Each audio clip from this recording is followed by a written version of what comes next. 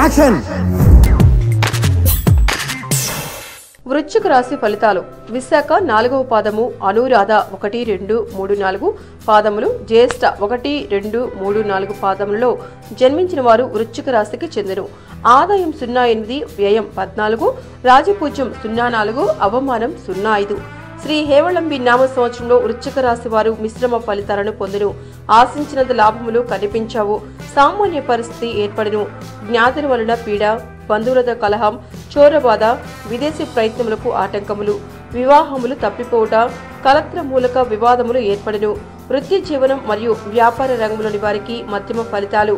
ఉద్యోగ జీవనం చేయవారికి ఒడిదుడుకులు. దీర్ఘకాలంగా ఆరోగ్య సమస్యలతో బాధపడుతున్న వారికి ఉపశమనం.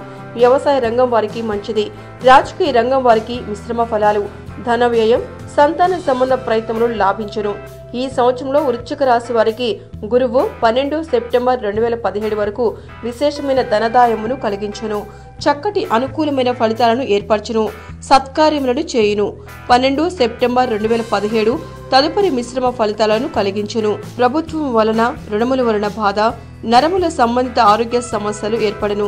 ఈ సంవత్సరంలో వృశ్చిక రాశి వారికి శని మంచి ఫలితాలను ఇవ్వడు.